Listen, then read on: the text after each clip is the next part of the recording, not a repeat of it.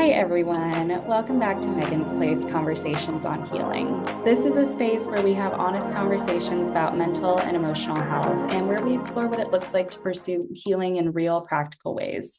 My hope is that each episode leaves you feeling a little more seen, a little more equipped, and a little more hopeful. Today's conversation is such an important one because we are talking about something that impacts mental health in deep and often overlooked ways: housing insecurity and homelessness, especially in the San Jose area. And I'm really honored to be joined by Kylie, who's been working in the nonprofit space since graduating from Cal Poly San Luis Obispo in 2020.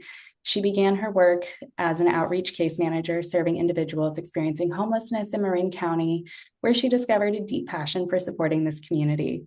Since then, she's worked in policy and advocacy here in San Jose, helped build programs at West Valley Community Services, and supported nonprofits through grant writing, fundraising, and public relations. She also recently completed her master's in human rights from Columbia University, where her research focused on young adult homelessness right here in San Jose. And she's now the policy director at the Silicon Valley Council of Nonprofits. So Kylie, I'm so glad that you're here today. Awesome. I'm so glad to be here. Thank you for having me and for creating this space. Of course, it's such a joy to be able to bring all of this information to a more public eye. Yeah. Um, and as we start off, I'm curious if you can share a little bit about what first drew you into working with individuals experiencing homelessness. Yeah. So I always knew I would be doing something, I would say nonprofit-y or just kind of world changey, if you will. But when I was in undergrad, I was studying communication in the environment. So I was really interested in how to communicate climate change in a way that would make people actually want to do something about it, because I felt like the ways that it was talked about really made people freeze and not feel like they could or should bother. It was very apocalyptic. So I was studying rhetoric in that sense and was really interested in the way that we talk about it. But as I was wrapping up my time at Cal Poly, I started volunteering at a shelter in Atascadero called Echo, and it was for folks exiting homelessness into this interim shelter. It was kind of a hybrid congregate shelter. It would have kind of little rooms, and at the time there were more sheets between them, but now I think it's actually individual rooms, which is really great. And I would volunteer there as an overnight volunteer. So I would spend the night often with my boyfriend at the time, who's now my fiance, and we would work the night shift, kind of taking turns staying up and just being there if folks needed anything. Within the first, I would say the first shift there, every single stereotype that I had kind of taken in about homelessness throughout my whole life was debunked immediately. And I feel like very quickly I saw, oh, these are just people who don't have a home, and that's the who don't have a house or a place of their own to sleep at night, and that's the only difference between people experiencing homelessness and people who aren't. It's not, this singular monolithic thing that it's made out to be. It's not some other difference besides that in people. And it really sparked something in me where I think I felt like I had found my people. I had found a human rights issue in the United States that I wanted to do something about. I think I'd also always been kind of looking internationally and was realizing we have our own crisis right here. So I think within, those just first few months, I very quickly realized that that was the path I was going to go down. Absolutely. And I think you bring such an important point, that idea that was debunked for you, that there's really not this huge difference between people who are unhoused and people who have a home. It's literally, that is the only difference. And, I think it's exactly as you said it. It really takes working with the people and being right there with them, walking with them, to really realize that, oh, all these things that people say, all of these horrible stigmas and stereotypes, they're not really true. Yeah, and I think the other thing that really struck me was that the conversations were just so normal. And that was part of it. I was like, this is fun because I love talking to people and I'm just talking to people. But the difference was that they're not really used to it because of the image that people have in their mind and the dehumanization that happens when someone's experiencing homelessness. But it was just these amazing normal conversations with just normal people. Right. And it's always this very much like us versus them mentality in our society. And it's very unfair. And, Yeah. it kind of brings me into my next question for you. From your experience, how does homelessness or housing instability impact someone's mental and emotional health? And, this can also be connected to that other experience you've had with them not being so different from us. It can be the same issues. Yeah. And I would say very deeply in terms of how it impacts someone's mental and emotional health. I think it is one of the most detrimental things to someone's mental health is to experience homelessness. And there are a few reasons I've seen for this from my experience on the ground and conversations with people and also some research that I've done. But I think one of the biggest ones is feeling invisible. If you think about what it's like to be alone on the street and to have person after person walk by you and not even look you in the eye, especially if you think about if you're actually asking for something, like if you need money to buy food or whatever you might want, and you're asking for that and even saying something and then still having people ignore you, or being in the worst stage of your life, laying on the ground and having people literally step over you. It's not just this feeling of invisibility. I think that you also actually start to wonder if you're invisible. And so it lends not only to depression and anxiety, but also like forms of psychosis. And if you think about it, like, of course, that's going to happen in those kinds of situations. So I think that one really, really is harmful to mental health. And another big one is hopelessness for someone who has been on the street for a while. It's this cycle, so once you're on the street, you're not able to shower, you can't charge your devices, it becomes increasingly hard to hold a job, and then even harder to actually obtain a job for so many reasons, not just the logistical ones, but then also what's happening to you mental health wise. And it becomes like actually very reasonably hopeless. There becomes less and less that somebody can do to take control of their own situation. And so I think it's really hard not to just dive into that hopelessness and be like, okay, well, then I am going to do drugs, or I am going to just drink this away, because why wouldn't you? I don't think almost anybody is actually like mentally strong enough to be able to resist that at some point when there isn't that hope, because the hope would be what you would hang on to stay away from those kinds of temptations, and then that in turn makes mental health struggles even harder. And the third one that I think is really big is being in constant fight or flight mode.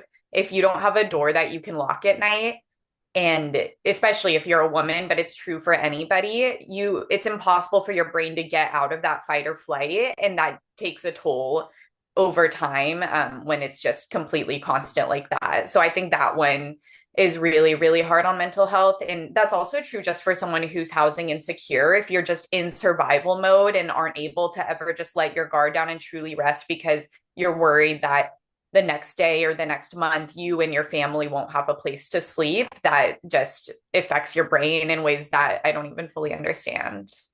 Absolutely. And, I think that those points you brought up are so important, especially with that idea of being in that constant fight or flight mode. When you're in that stage, you are so much more likely to become burnt out. Yeah. And when and then it feeds into that same idea that you started with of, well, you have all of these barriers, it's going to end up being almost a self-fulfilling prophecy. Like, of course, you're going to lean towards whatever can bring you comfort at this point, because how can you possibly cope with what is going on around you physically and also within your mind too? Yeah. And if you can't get care for that, someone is able to get support for, the mental health issues that they're struggling through, it's a lot more likely that they'll end up having success at that point, like just for anyone. But, you also can't really begin working on any mental health issues before the basic needs are met. And one of those basic needs is shelter. So without that, none of that work can really be done. Yeah, even like on the sobriety side, when I was a case manager, I would have there was this one couple who I in the community, the kind of service provider community, we really cared about these people and had gotten to know them really well. And it was this couple who was using drugs, but they were working on getting inside. And we were able to get them admitted into a free rehab program. So I went to tell them, and I was so excited. I said, like, we got you in, you can go together. I think they were able to bring their dogs with them too. Like, it was such a good situation.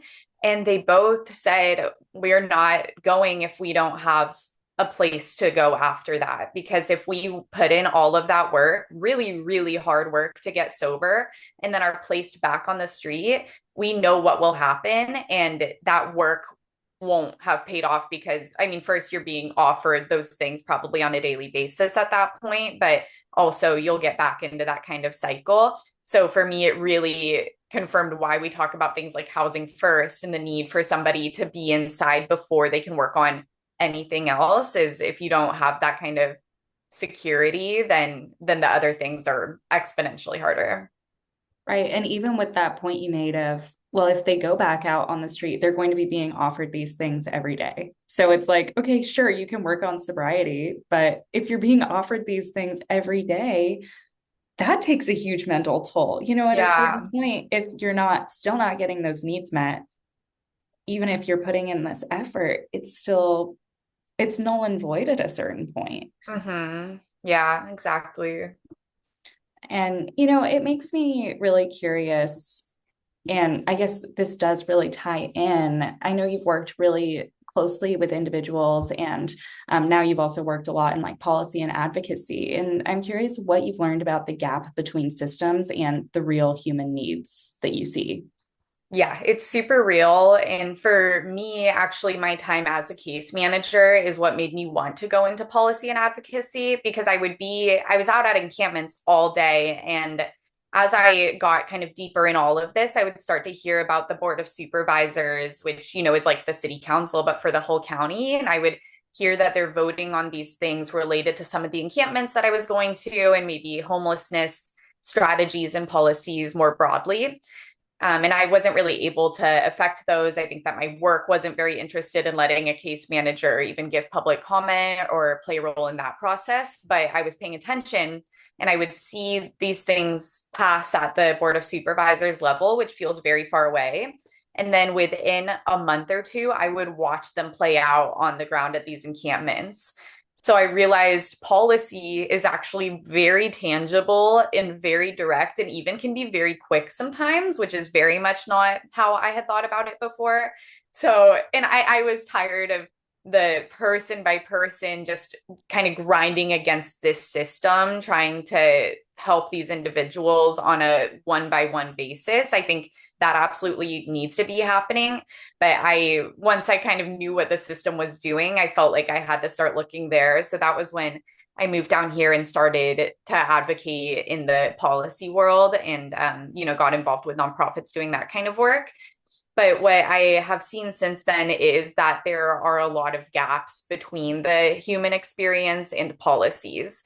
I think governments operate in their kind of own world, their own scope. It often is very high up and removed. It's very rare for someone with lived experience to make it into elected office. And then we don't even see all the time people with lived experience even getting hired to work in government or work with elected officials. But if policy is removed from the experiences of the people who it will affect, it's just going to be less effective. And this is something that this is part of what I did for my thesis research on young adult homelessness in San Jose. I was studying also lived experience advisory boards and what those can do, because there's the government policy side, but there's also nonprofits that are service providers who are also creating policies and programs that are focused on certain people. And I really believe that if you directly involve people with lived experience, then the program is going to be more effective. The policy will actually be closer to reaching its intention because they can tell you from direct experience what works and what doesn't. So that is lacking, I would say. I actually think Silicon Valley is a little bit ahead on implementing that, which is very exciting. It's part of why I wanted to research it here. But there's that, and then there's there's all the gaps as someone is navigating a system too. If you even look at just healthcare, people have so long between appointments. They get kind of ping-ponged all around to these different locations and different providers. So, that's within one. But then if you think about someone going through the continuum of care and trying to get their life kind of as a whole together, like you think about the idea of whole person care and trying to have someone have their health, their housing, their mental health, their family structures, have a job. I see a major lack of integration, and I don't know how somebody's supposed to actually effectively navigate it because there are a lot of gaps that exist as somebody works their way through all of that. Absolutely. And, I think that's such an important point too, because I know a lot of people who actually do have they have the basic needs met, food, housing, water, all of that stuff, but it's still really hard to actually thrive in this area. And Yes. so even without that barrier, it's difficult. And so add those barriers in, add in barriers of like transportation too.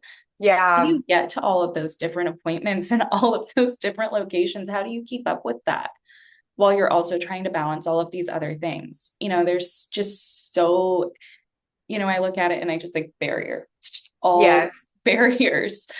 And so I think, obviously the work that you're doing is extremely important because none of those barriers will lower or shift without that systems level policy change. You know, Yes.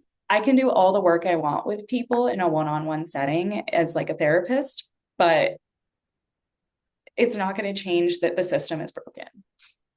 Yeah. And I'm very interested too in how the kind of person by person or more client or member centered services that people and nonprofits offer, how that can be turned into, also kind of having people be involved on the bigger side. I think that's something that nonprofits can do more and that individual people can do more is just to use that voice and to help walk that person not only through kind of the steps, but also maybe help that person be part of the solution of like lending their voice at the higher level. Absolutely. And, as I think that as someone who works at a nonprofit, it's definitely something that I can advocate for, at least in like the nonprofit system Yeah. portion, like from a nonprofit perspective that provides therapy services. I think that there's some other way that we can also be working in the community, whether it's like through groups, like free workshops, complimentary services that we can offer, even if it's just to give education Yeah. or like life skills, whatever it might be, because there's not a lot of that in the area. Yes, it's true. Yeah, and there's the life skills and the training, and then even what you were saying, it's also meeting people where they're at. And I think even what you said about transportation, like thinking about someone having to go to all these places, we could solve a lot of these problems too by going to people. And folks have so much reason not to trust the system. And so I think if and we can't expect them all to go and put in all of that work to pursue these services with that lack of trust in the background. So I think going out there and actually meeting people where they're at and bringing these services and ideas to them is a big thing that could happen more to help solve some of these problems. Absolutely. And, Kylie, I just thank you so much for sharing your insight and your heart with us today. It's so clear the love that you have for working with this underserved population that needs people like you being their champion. So I'm just so excited that you were able to share this today. And, if for anyone listening, if something stood out to you, I encourage you to sit with it. And, maybe it's a new perspective for yourself. Maybe it's a nudge toward action, or maybe it's just a reminder that of how we can lead with compassion. But yeah, and Kylie, I don't know if you had any final thoughts or anything else that you wanted to share before we go off the air today. I'll just share that I think, in Silicon Valley, where somewhere that has so much power and so many resources. And so it's actually a very interesting place to look at because these resources, the gap's widening, right? These resources are not reaching the people who need them the most. But I think there is so much amazing work happening. If you look at things like mutual aid, if you look at the outreach efforts that are happening just kind of on an individual basis at encampments, and I want to say, like, people aren't giving up. There are organizations that are working really hard to make sure that these folks are protected. But what we need to do is make sure that we're not criminalizing homelessness. We need to be having compassionate, human-centered ways of approaching it. And so I hope that if folks hear this and, just start thinking about it on a very human level and maybe trying to put yourselves in the shoes of someone who's experiencing homelessness, that can help reframe the thinking, because we are all being fed a narrative of homelessness as a singular issue, of people who are homeless being to blame for their situation. And I think the best thing any of us can do is not let ourselves inherit that narrative, and also hopefully help others to see beyond it too. Absolutely. Thank you so much for that. And for all the listeners, thank you for being here and for being part of this space and hopefully part of this change too. And we'll see you next time on Meghan's Place, Conversations on Healing.